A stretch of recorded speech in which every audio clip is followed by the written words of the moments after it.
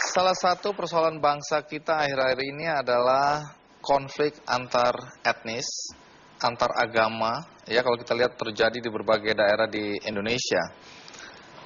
Kemudian kita merasa dulu kok toleransi itu tinggi sekali, sekarang kok makin lama makin pudar.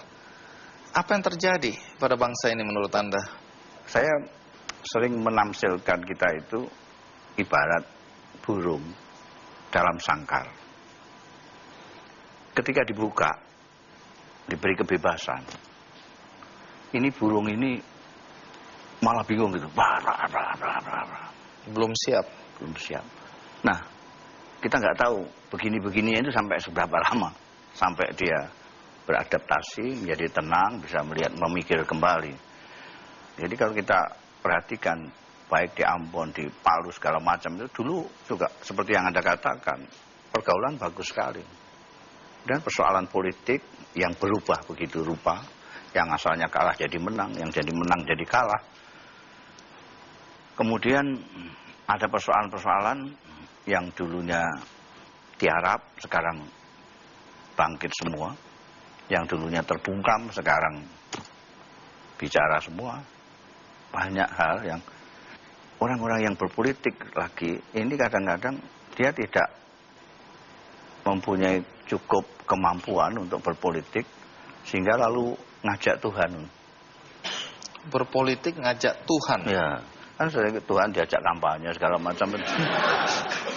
Ini yang menyebabkan jadi genting sekali. Karena kalau soal Tuhan, soal hidup mati kan gitu. Nah ini yang memperuncing. Dan tekanan-tekanan ekonomi dan lain sebagainya menyebabkan orang itu menjadi gak sabar. Mungkin juga ada akibat panas global juga ya. Kita ini umup sini ke panas. kita kan kayak kata almarhum Rendra, kita ini kayak rumput kering, kena rokok aja udah cepat terbakar sekali. Nah, kalau berkaitan dengan kekerasan atas nama agama, padahal kita tahu persis agama itu mengajarkan cinta, kasih, kedamaian. Tapi kenapa banyak orang-orang yang mengaku beragama kemudian melakukan kekerasan? Orang beragama itu seperti orang sekolah. Jadi ada yang PAUD, TK, SD, SMP, SMA, perguruan tinggi, S1, S2, S3, STLR. Orang beragama seperti itu. Kadang-kadang orang yang di SMA ini suka marah-marah sama yang di SD. Wah, orang kok beragama kok seperti itu. Jahanam itu. Sebaiknya yang perguruan tinggi juga marahin dia gitu. Jadi nanti makom yang tertinggi itu bahwa dia tahu. Semakin tinggi, orang tahu seperti yang Anda katakan tadi. Bahwa Islam mengajarkan kedamaian, mengajarkan kemanusiaan, kasih sayang. Ini kalau sampai di sana, ini pelajaran SMA ke atas. Jadi kalau masih PAUD, tidak tahu itu. Bahwa agama begitu tidak tahu. Disangkanya agama itu ngantem orang gitu.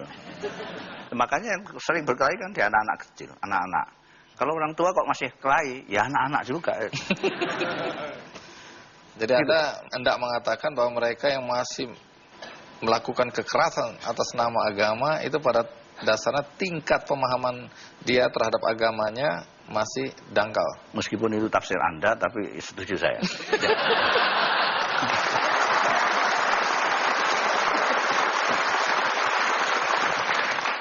Nah, kalau soal ajaran Ahmadiyah, pro dan kontra, ya, sebagian besar bahkan menganggap ini sesat.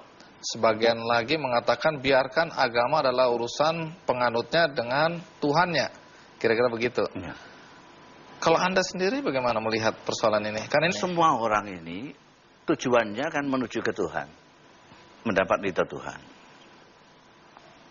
Orang semuanya sedang mencari ke sana itu. Semua masih dalam proses. Saya tidak bisa menyalahkan Anda. Karena Anda saya anggap tidak seperti saya.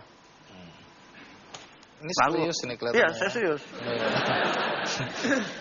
Ini saya bukan menyontohkan, tapi betul-betul. Saya lihat, saya tidak boleh marahi Anda. Kenapa? Karena Anda sedang mencari jalan juga ke sana. Belum tentu jalan yang saya yakini sebagai benar Itu benar, betul. Karena yang sebetul-betulnya benar adalah kebenaran Tuhan.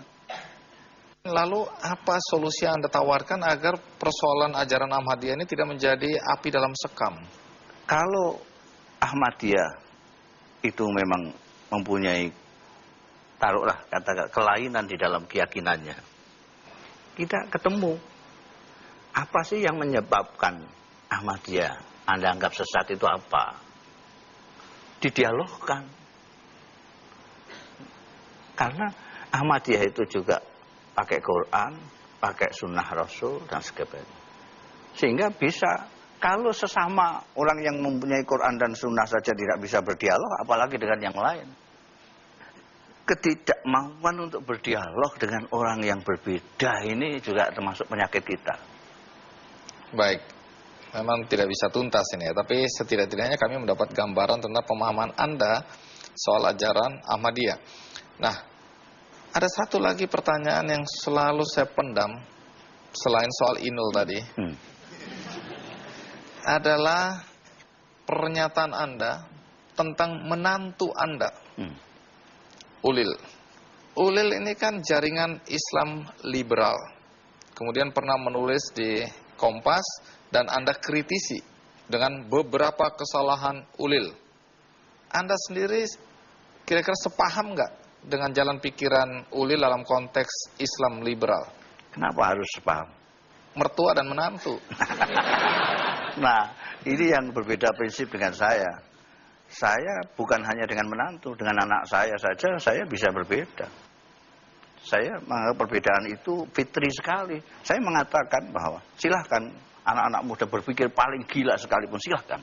Tapi satu, jangan berhenti belajar. Seperti saya katakan tadi, mereka yang sering membuat masalah di dalam masyarakat adalah mereka yang berhenti belajar karena sudah merasa pandai. Dalam salah satu tulisan Anda menyebutkan atau memberi judul beberapa kesalahan Ulil. Anda mengkritisi tulisan dia di Kompas waktu itu. Apa yang Anda anggap salah waktu itu dari Ulil? Terutama cara. Ada istilah itu di dalam kalangan pesantren, ada musyakalah. Musyakalah itu kalau Anda itu sinis, saya juga harus sinis. Ini lagi-lagi serius. Iya, kalau sampean serius, saya juga serius. Itu musyakalah. Kalau Anda berlebih-lebihan, saya harus berlebih-lebihan. Jadi saya mengatakan pada Ulil bahwa api tidak bisa dipadamkan oleh api. Api tidak bisa dipadamkan oleh api. Jadi kalau Anda keras, lalu saya keras, itu patah. Tidak bisa menyelesaikan masalah. Jadi caranya yang Anda kritisi ya? Cara. Kalau berpikir itu kan, berpikir itu dianjurkan oleh agama. Sama dengan berzikir. Anda baca saja Al-Quran. Itu anjuran Tuhan untuk berzikir, dan berpikir itu sama. Kenapa kalau berzikir dianjur-anjurkan? Tapi kalau berpikir tidak diboleh, dikafir-kafirkan, itu aneh sekali. Baik, memang saya undang Ulil hari ini, tapi dia bilang takut ketemu mertua. Rupanya penakut juga ya menantu Anda. Bukan ini, soal penakut, saya yang menakutkan itu.